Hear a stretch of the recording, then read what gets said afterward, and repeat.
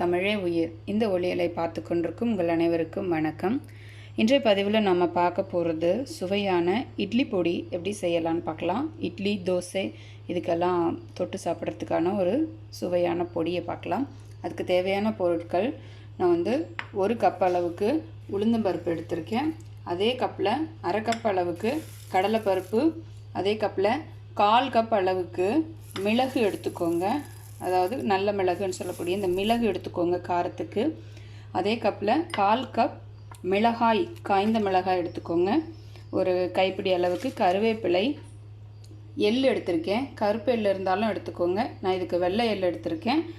அடுத்தது உப்பு, கல்லுப்பு சேர்த்து நம்ம பயன்படுத்திக்கலாம். அப்புறம் சுவைக்காக கொஞ்சம் பெருங்காயம்.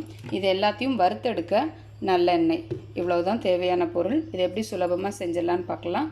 அதுக்காக ஒரு சட்டி வச்சுக்கோங்க. மிதமான சூட்டில் இதில் நல்லெண்ணெய் விட்டு வறுத்துக்கலாம். சட்டி காஞ்சிட்ருக்கு. 1 ஸ்பூன் அளவுக்கு எண்ணெய் விட்டுக்கோங்க. ரொம்ப அதிகம் தேவையில்லை. எண்ணெய் காஞ்ச உடனே முதல்ல நம்ம பெருங்காயத்தை இதில் வறுத்து எடுத்து வச்சுக்கலாம்.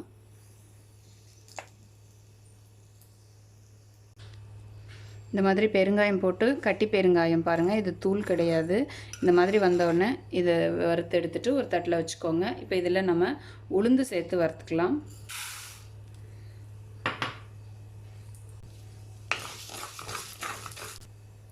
உளுந்து நல்லா பொன்னிறமாக வறுக்கணும். நல்லா பொன்னிறமாக ஆயிடுச்சு, நல்ல வாசனை வரும். இப்போ இதில் மாற்றிடலாம். அடுத்து 1 ஸ்பூன் எண்ணெய் விட்டுட்டு கடலைப்பருப்பை வறுத்துக்கலாம்.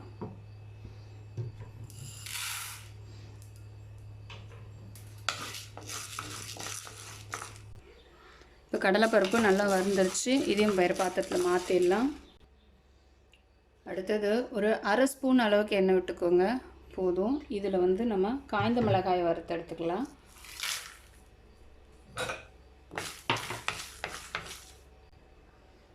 மிளகாய் வறுத்தாச்சு. அதே எண்ணெய் சட்டியிலேயே மிளகு சேர்த்துடலாம்.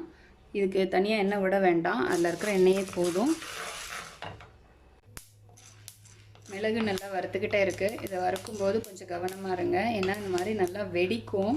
அதனால் கொஞ்சம் தள்ளி நின்று வறுத்துக்கோங்க. அது வறுத்தாச்சு, இதை மாற்றிடலாம்.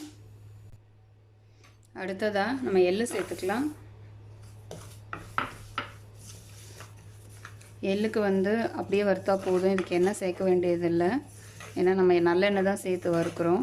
உங்கள்கிட்ட கருப்பு எள்ளு இருந்ததுன்னா கருப்பு எள்ளு சேர்த்துக்கோங்க, அதுவும் ரொம்ப நல்லது. அடுத்ததாக நம்ம கருவேப்பிலை சேர்த்துக்கலாம். இதுக்கு எண்ணெயெல்லாம் ஒன்றும் வேண்டாம், இது சும்மா அப்படியே வறுத்துட்டிங்கன்னா போதும்.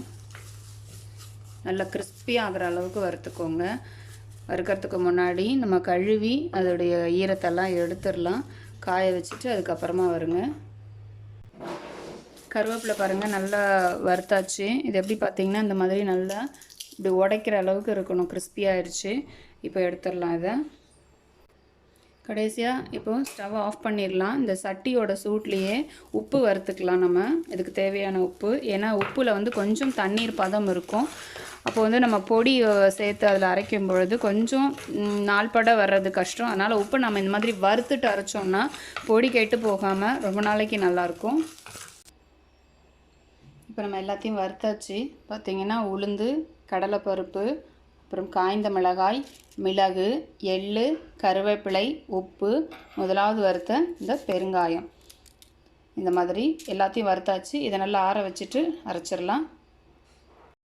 இப்போ அரைச்சி வச்சது நம்ம ஆற வச்சுருக்கோம். நம்ம வறுத்து எடுத்தது நல்லா ஆறிடுச்சு. இப்போ இதை நம்ம அரைச்சி எடுத்துக்கலாம். ரொம்ப குறைன்னு இருக்க வேண்டாம், ரொம்ப மையமும் இருக்க வேண்டாம், ஒரு மீடியமான இதில் எடுத்துக்கலாம். இப்போ நல்லா அரைச்சி எடுத்தாச்சு பாருங்கள்.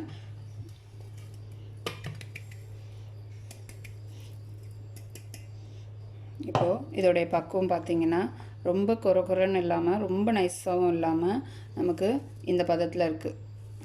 ஏன்னா இது கொஞ்சம் கடுன்னு இருந்துச்சுன்னா இட்லி, தோசை தொட்டு சாப்பிடும்போது நமக்கு நல்லா வாயில் சாப்பிடும்போது மென்று சாப்பிட்றதுக்கு சரியாக இருக்கும்.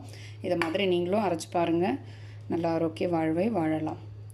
பொதுவாக மண் சட்டியில் பயன்படுத்தி வறுத்து அரைச்சிருங்க, அதோடைய சுவை இன்னும் அதிகமாகும். வாழ்க வளமுடன். ஆரோக்கிய வாழ்வே அளவற்ற செல்வம்.